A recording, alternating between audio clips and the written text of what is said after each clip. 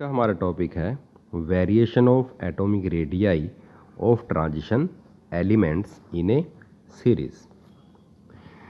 आपको यहाँ पर एक डायग्राम दिखाई दे रहा है। ये ट्रांजिशन सीरीज़ हैं आपकी। जो ग्रीन वाली है ये 3D सीरीज़ है, ब्लू वाली आपकी 4D सीरीज़ है और रेड वाली आपकी कौन सी सीरीज़ है, 5D सीरीज़। तो वेरिएशन लगभग एक जैसा ही है तीनों सीरीज़ में। तो हम किसी भी एक सीरीज़ को डिस्कस करेंगे।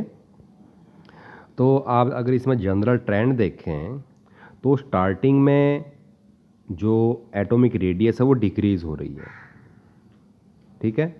In the middle of the series जो साइज़ है उसमें ज़्यादा वेरिएशन नहीं है, लेकिन अगर हम सीरीज़ की एंड में जाएं तो साइज़ क्या हो रहा है, एकदम इंक्रीज़ हो रहा है।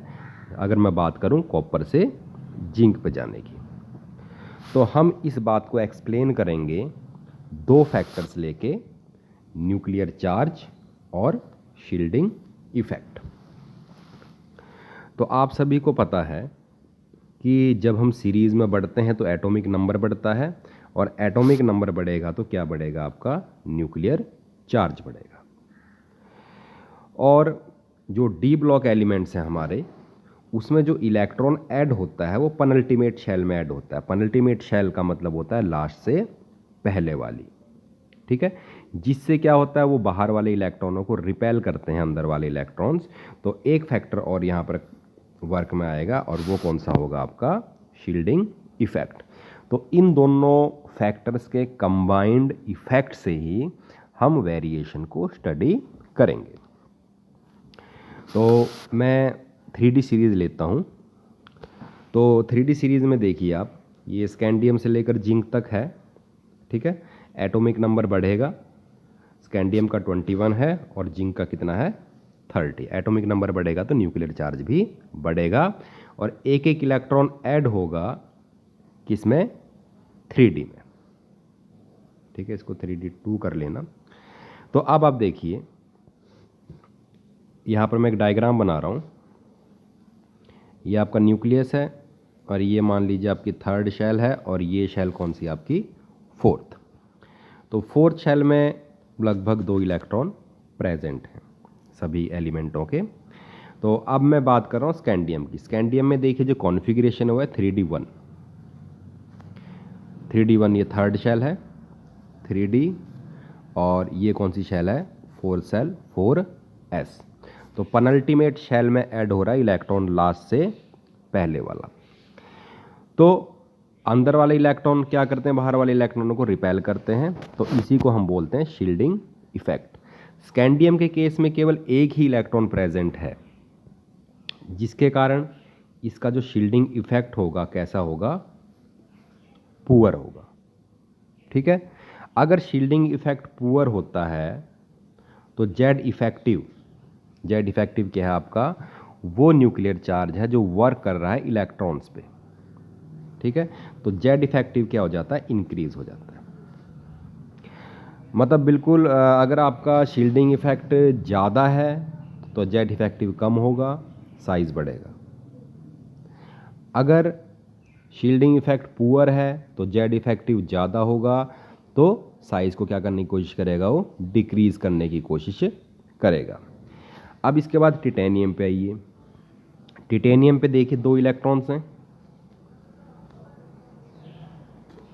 ठीक है। अब अंदर वाले शेल में डी इलेक्ट्रॉनों की संख्या बढ़ने लगी, लेकिन साथ में न्यूक्लियर चार्ज भी बढ़ रहा है। ये चीज़ भी आपने ध्यान रखनी है। न्यूक्लियर चार्ज तो साइज को डिक्रीज करने की कोशिश करेगा, ठीक है। न्यूक्लियर चार्ज तो क्या करने की कोशिश करेगा, साइज को डिक्रीज करने की कोशिश करेगा।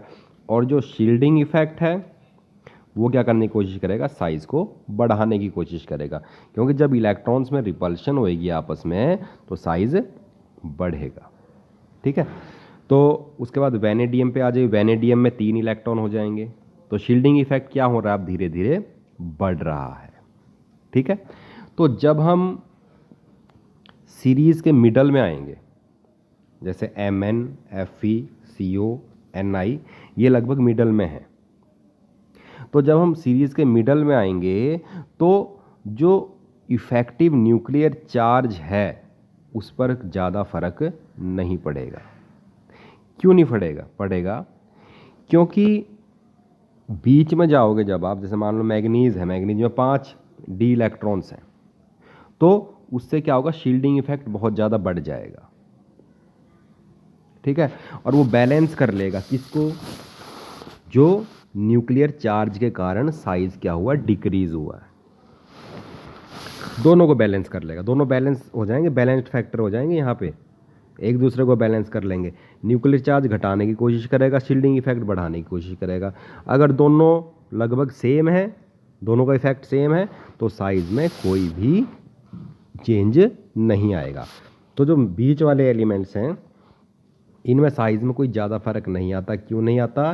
क्योंकि जो दोनों फैक्टर हैं, न्यूक्लियर चार्ज वाला फैक्टर और शील्डिंग इफेक्ट वाला फैक्टर, वो क्या कर लेते हैं, एक दूसरे को बैलेंस कर लेते हैं। लेकिन अगर मैं बात करूं कॉपर और जिंक की, या फिर जब मैं कॉपर से जिंक पे जाऊंगा तो साइज़ बढ़ेगा एकदम। यहाँ पर आप देखिए एकदम साइज़ क्या हो गया, बढ़ गया। कॉपर का भी थोड़ा ज़्यादा है, ठीक है, निकल से, और जिंक का तो है ही ज़्यादा। तो ऐसा क्यों हुआ? क्योंकि इस केस में, कॉपर और जिंक के केस में देखिए कितने इलेक्ट्रॉन्स हैं, 10 डी इलेक्ट्रॉन्स हैं।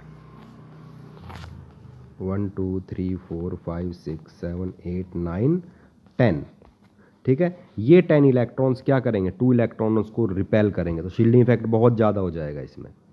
तो जब शील्डिंग इफेक्ट ज़्यादा हो जाएगा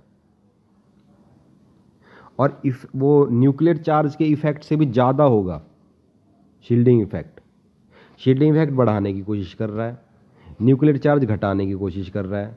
अब मैं कह रहा हूँ कि शील्डिंग इफेक्ट का जो मैग्नीट्यूड है, जो इफेक्ट है, वो न्यूक्लियर चार्ज से ज़्यादा है।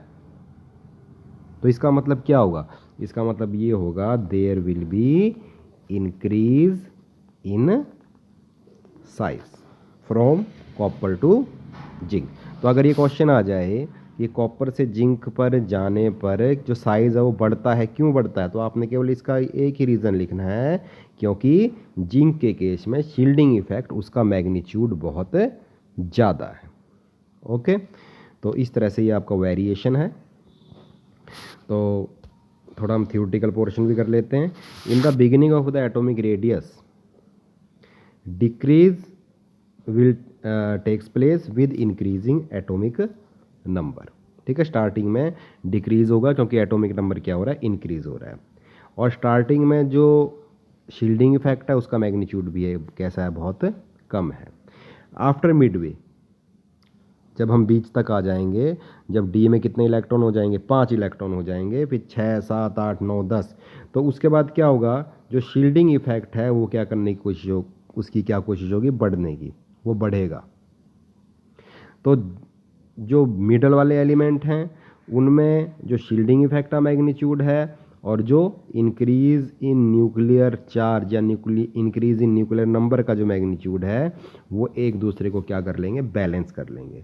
तो इससे क्या होगा, जो एटॉमिक रेडियस है वो कैसा रहेगा, सेम रहेगा लगभग। ठीक है, और लास्ट में क्या होगा, there will be increase from copper to zinc, क्योंकि जिंक के केस में जो शील्डिंग इफेक्ट है उसका मैग्नीट्यूड कैसा है, बहुत ज़्यादा है।